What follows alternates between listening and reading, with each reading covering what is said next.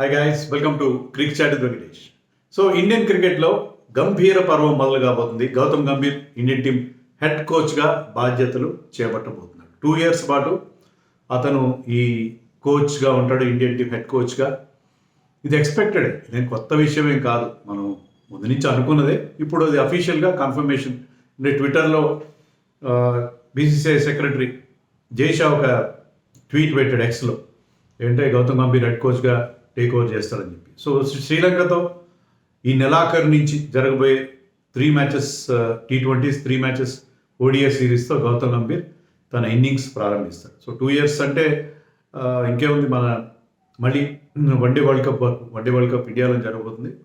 T20 world cup 2 years తర్వాత ఇండియాలో జరగబోతుంది. అప్పటి వరకు అతని టెన్యూర్ ఉండే అవకాశం. సో ఈ 2 yearsలో అతని ముందు ఇంపార్టెంట్ ఐసీసీ ఈవెంట్స్ ఏంటంటే ఛాంపియన్స్ ట్రోఫీ ఒకటి, WTC world test championship and T20 world cup. ఈ మూడింటి మీద ఎక్కువ ఫోకస్. బయలెటరల్స్ అలాగే ఉంటాయి, ఏషియా కప్ లాంటివి కూడా ఉంటాయి. సో గౌతమ్ గంభీర్ రోల్ చాలా క్లియర్.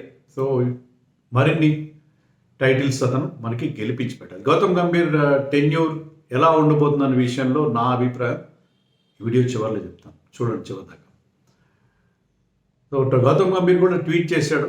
అతను ఏమన్నా అంటే, ప్రతి భారతీయుడు గర్వపడే విధంగా టీంని తీర్చిదిద్దాలనేది నా లక్ష్యం అని చెప్పి అతను తన ఆశయాన్ని క్లియర్గా మెన్షన్ చేశాడు. 1.4 billion పీపుల్ యాస్పిరేషన్స్ని క్యారీ చేస్తారు ఇండియన్ టీం. వాళ్ళందరూ బాగా పర్ఫామ్ చేసి మరిన్ని విజయాలు అందించే రకంగా నేను నా ప్రయత్నం చేస్తాను. ఆల్రెడీ ఇండియన్ టీంకి నేను సర్వ్ చేశాను. ఇప్పుడు వేరే కెపాసిటీలో, వేరింగ్ ఎ డిఫరెంట్ హ్యాట్, నేను మళ్ళీ ఆ అవకాశం నాకు వచ్చినందుకు ఐఎమ్ వెరీ హ్యాపీ అని చెప్పాడు. ఈ just 42, young coach. Probably is the youngest coach, I think so. Indian టీంకి యంగెస్ట్ కోచ్, ఎందుకంటే ధోని కంటే చిన్నవాడు. మన టీంలో ఆడుతున్న వాళ్ళు విరాట్ కోహ్లీ, రోహిత్ శర్మ, అశ్విన్ లాంటి వాళ్ళు, they played along side him. So కలిసి వాళ్ళతో పాటు ఆడాడు, క్రికెట్ ఆడాడు. And he has played in all 3 formats. మనకి రాహుల్ ద్రావిడ్ లాంటి వాళ్ళు, రాహుల్ ద్రావిడ్ ఓన్లీ ఒకే ఒక T20 ఇంటర్నేషనల్ ఆడాడు, కొన్ని సీజన్లు మాత్రమే IPL ఆడాడు. But Gautam Gambhir played lots and lots of T20 cricket. So అన్ని ఫార్మాట్స్తో ఆడాడు. కంటెంపరీ అంటే ఇప్పుడు మోడర్న్ టెక్నిక్స్ అతనికి బాగా తెలుసు. అందులో IPL టీమ్స్కి మెంటార్గా ఉండడం వల్ల అతనికి అతని క్వాలిఫికేషన్ గురించి మనం చెప్పేదే ఉంది. అతనికి ఉన్న అతి ముఖ్యమైన క్వాలిఫికేషన్ అంటే అతని పట్టుదల. ఇండియన్ టీం బాగా ఆడాలి, ఇండియన్ టీం టైటిల్స్ గెలవాలి. వ్యక్తులు ముఖ్యం కాదు, టీం ముఖ్యం అనేది అతను గట్టిగా నమ్మే సిద్ధాంతం ఏంటంటే టీం ముఖ్యం. టీం గురించి మాట్లాడు, మీరు ఇండివిజువల్స్ గురించి మాట్లాడదు. ఇండివిజువల్స్ వాళ్ళ అచీవ్మెంట్స్ కాదు మనకు కావాల్సింది, టీం గెలవడం కావాలి. టీం గురించి మనం మాట్లాడదాం. సో ఇండియన్ టీం కోసం ప్రాణాలు పెట్టడానికి సిద్ధంగా ఉండే టైప్ ఆఫ్ మెంటాలిటీ అది ఉంది.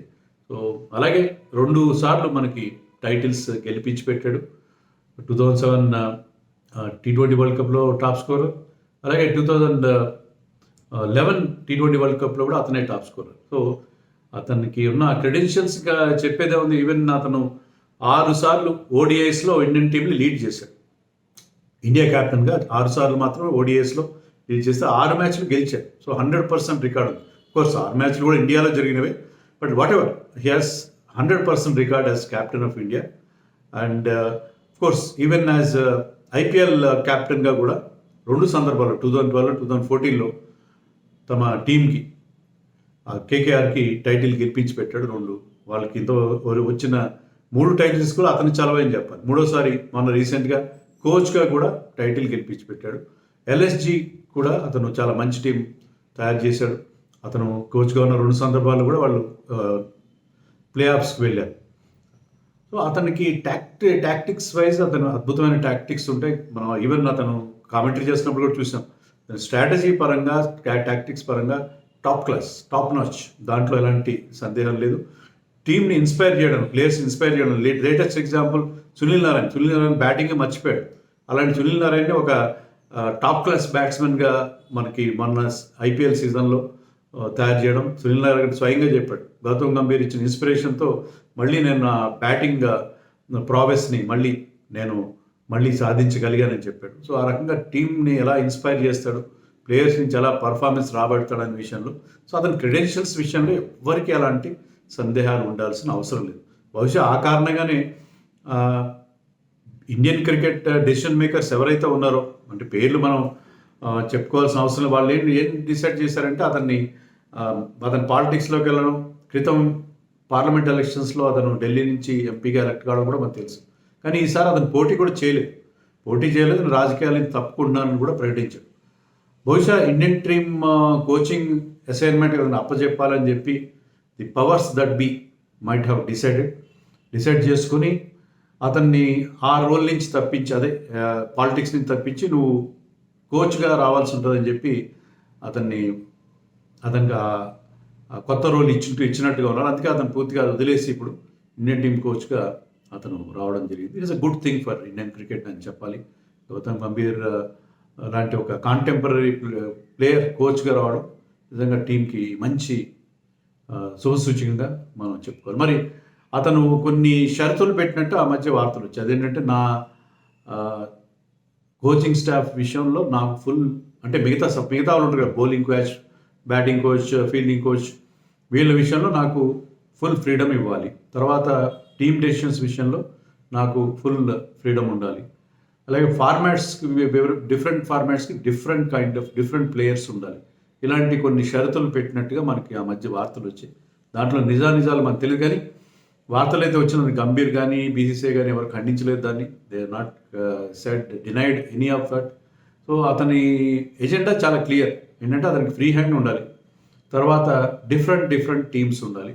వన్ డేస్కి వేరే టీం, T20స్కి వేరే టీం, టెస్ట్ మ్యాచ్లు వేరే. అంటే పూర్తిగా వాటర్ టైట్గా ఉండాలని కాదు, వీలైనంత వరకు ఆ డిఫరెన్స్ మెయింటైన్ చేయాలి, స్పెషలైజేషన్ మెయింటైన్ చేయాలని గౌతమ్ గంభీర్ అభిప్రాయం.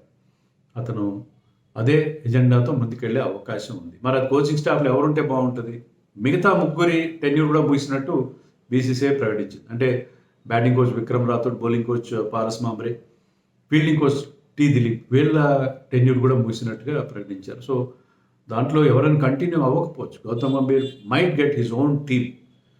దాంట్లో అభిషేక్ నయ్యర్ వస్తే అద్భుతంగా ఉంటుంది. కేకేఆర్ వాళ్ళకి నచ్చదు, ఆల్రెడీ కేకేఆర్ ఫ్యాన్స్కి నచ్చదు. ఆల్రెడీ గంభీర్ వెళ్ళిపోయాడు. అభిషేక్ నయ్యర్ యంగ్ ప్లేయర్స్ అందరినీ తీర్చిదిద్ది అతనే. వరుణ్ చక్రవర్తి స్వయంగా చెప్పాడు, మళ్ళీ నేను రికవర్ అయ్యి మళ్ళీ ఇంత బాగా బౌలింగ్ చేయడానికి కారణం అభిషేక్ నయ్యర్. రింకు సింగ్ని తీర్చిదిద్ది అతనే. అవుట్ సైడ్ కేకేఆర్ దినేష్ కార్తిక్కి మళ్ళీ అతనికి ఒక కొత్త ఇన్నింగ్స్ స్టార్ట్ చేసేలా చేసిన Abhishek Nayar should be there with the Indian team. కేకేఆర్కి అవసరమే, కానీ ఇండియన్ టీంకి ఎక్కువ అవసరం కదా. ఇండియన్ టీంకి Abhishek Nayar should be the batting coach. అతను కనుకుంటే యంగ్స్టర్స్, ఎందుకంటే T20లో అందరూ చాలా యంగ్స్టర్స్ వచ్చే అవకాశం. So Nayar should be with him. ఇంకా బౌలింగ్ కోచ్ ఎవరు, ఫీల్డింగ్ కోచ్ ఎవరు అనేది మరి జాంటీ రోడ్స్ పేరు వినిపిస్తుంది. నన్ను అడిగితే ఇండియన్స్ ఉంటేనే బాగుంటుంది, కంఫర్ట్ ఉంటుంది ప్లేయర్స్కి, వాళ్ళ లాంగ్వేజ్ ప్రాబ్లం లేకుండా. Jonty roads must know doubt is great man, great fielding coach also. కానీ జాంటీ రోడ్స్ కంటే కూడా మన ఇండియన్ సైకి తెలిసిన వాళ్ళు, ఇండియన్ ప్లేయర్స్ కష్ట నష్టాలు తెలిసిన, వాళ్ళ లాంగ్వేజ్ అర్థమే ఇండియన్ కోచెస్ ఉంటే బాగుంటుంది అని నేను అనుకున్నాను. సో ఎవరు వస్తారని అది it is a matter of conjecture, మనకు తెలియదు. ఇప్పుడే మనం దాని గురించి మాట్లాడదు. మరి ఎలా ఉండబోతుంది తన టెన్యూర్? నేను ఒకే ఒక మాట చెప్తాను. అదేంటంటే Gautam Gambhir 2 years tenure as India coach will be very eventful. అంటే చాలా ఈవెంట్ఫుల్గా ఉంటుంది. దాని తెలుగు మాట నాకు రావట్లేదు. అంటే చాలా ఏమంటారు, నాకు తెలుగు మాట ఈవెంట్ఫుల్ అంటే మీకు అర్థమవుతుంది. ఈవెంట్ఫుల్గా ఉంటుంది అంటే ఈవెంట్స్ ఉంటాయి దాంట్లో. మామూలుగా చప్పగా ఉండదు. సరే ఇలా నెగిటివ్గా చప్పగా అయితే మాత్రం ఉండదు, ఈవెంట్ఫుల్గా ఉంటుంది, చాలా స్పైసీగా ఉంటుంది. ఇది 2 రకాలుగా ఉండొచ్చు. అత్యద్భుతమైన ఫలితాలు, ఫెంటాస్టిక్ రిజల్ట్స్ రావచ్చు, వచ్చే అవకాశం చాలా ఎక్కువ ఉంది.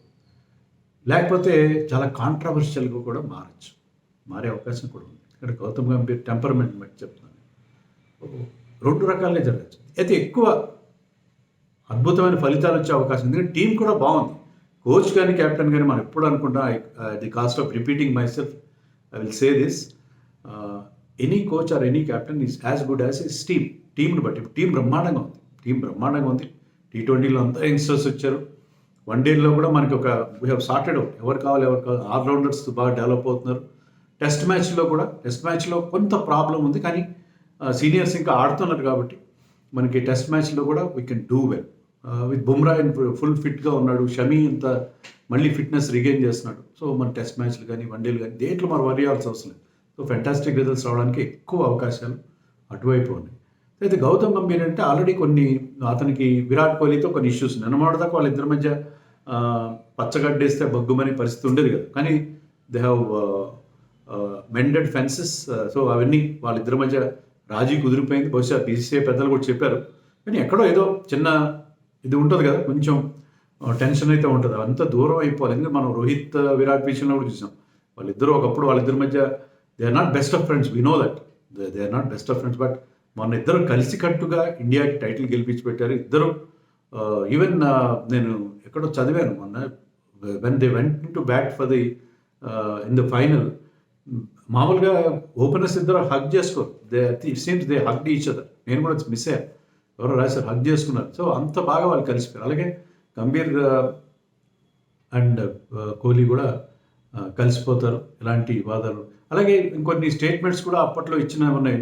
రిషబ్ పంత్ విషయంలో, Rishabh Pant red ball cricket మీద, టెస్ట్ మ్యాచ్ మీద కాన్సన్ట్రేట్ చేయాలి, వేరే ఫార్మాట్లో అది ప్రూవ్ చేసుకొని ఒక సందర్భంలో గంభీర్ అన్నట్టుగా మనకి వార్తలు వచ్చినాయి. ఇప్పుడు అవి ఆ మీమ్స్ కూడా చక్కర్లు కొడుతున్నాయి. ఒకప్పుడు అన్నాడు అన్నమాట. కానీ రీసెంట్గా ఈ వరల్డ్ కప్ ముందు గంభీర్ ఏమన్నాడంటే Rishabh Pant should be our first choice keeper in the world cup అని అతనే అన్నాడు. సో ఇలాంటివి కొన్ని ఇష్యూస్ ఉంటాయి. He will take some tough decisions అయితే తీసుకుంటాడు. మొహమాట పడి, అంటే ద్రావిడ్ అందరినీ కలుపుకొని పోయి అందరితో మంచిగా ఉండి ఒక నైస్ గా ఇమేజ్ ఉంది. గంభీర్ అలాగా చాలా స్ట్రిక్ట్గా టఫ్గా ఉంటాడు. ఆ టఫ్నెస్ అలాగే ప్లేయర్స్ని ఎంకరేజ్ చేయడం కాదు, ముఖ్యంగా యంగ్స్టర్స్ని బ్రహ్మాండంగా గైడ్ చేస్తారు. సో కేకేఆర్ కానీ ఎల్ఎస్జీ కానీ అది ఎగ్జాంపుల్. అంటే టీం కూడా ఎంత బాగా అతను సెలెక్ట్ చేస్తారు అనడానికి ఎల్ఎస్జీ ఎగ్జాంపుల్. ఎల్ఎస్జీకి టైటిల్ గెలిపించి పెట్టకపోయి ఉండొచ్చు, కానీ ఎల్ఎస్జీలో ఎంత మంచి టీం తయారు చేశాడు. నేను ఎప్పుడు చెప్తాను, బెస్ట్ టీమ్ కాంపోజిషన్ ఎక్కడ ఉందంటే ఎల్ఎస్జీలో. ఇప్పటికీ గంభీర్ బయటకు వెళ్ళినా కూడా ఆ కాంపోజిషన్ మనకు కనిపిస్తుంది. నెంబర్ ఆఫ్ ఆల్రౌండర్స్ కానీ ఆ టీంలో left hand batsmen, left arm pacers, so అన్ని రకాల ఆల్ బేసెస్ కవర్డ్ టీం తయారు చేస్తారు. సో గంభీర్కి అవసరమైన అన్ని లక్షణాలు అన్నీ ఉన్నాయి. కాస్త టెంపర్మెంట్ కంట్రోల్లో పెట్టుకుని is now much matured and mellowed person. అతను కనుక ఆ టీంని చాలా కూల్గా లీడ్ చేస్తే అద్భుతమైన ఫలితాలు ఇస్తాడు. So let us welcome Guru Gambhir. Inning start అవ్వబోతుంది. Let us hope that he will take Indian cricket to the next level. మరిన్ని టైటిల్స్ గంభీర్ నేతృత్వంలో గెలుచుకుందాం అని చెప్పి మనందరూ కూడా ఆశిద్దాం.